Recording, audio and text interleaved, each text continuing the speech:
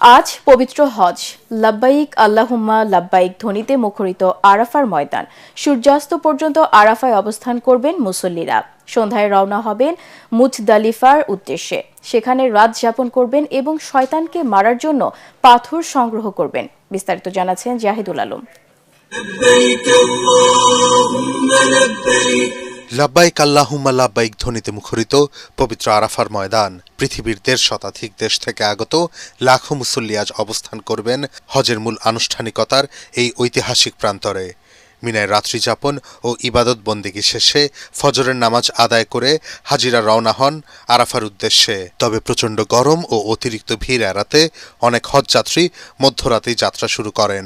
সাদা ইহরামের দুটুকরো কাপড়ে আবৃত আল্লাহর মেহমানদের কণ্ঠে ধ্বনিত হয় লাব্বাইক আল্লাহুম্মা লাব্বাইক। মসজিদে নামিরা থেকে পবিত্র হজের মূল খুতবা প্রদান করবেন মসজিদুল হারামের ইমাম ও খতিব শায়খ আলী বিন আব্দুর রহমান আল হুজাইফি।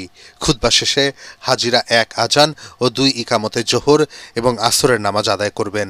এরপর সূর্যাস্ত পর্যন্ত আরাফার ময়দানে অবস্থান করে মহান আল্লাহ তাআলার দরবারে ক্ষমা ও রহমত কামনায় বিশেষ মোনাজাতে অংশ নেবেন। বিশ্ব মুসলিম উম্মার সুবিধায় বাংলা সহ অন্তত ৩৫টি ভাষায় সরাসরি সম্প্রচার করা হবে এ খুতবার অনুবাদ। সূর্যাস্তের পর মাগরিবের নামাজ আদায় না করেই হাজিরা রওনা হবেন মুজদালিফার উদ্দেশ্যে।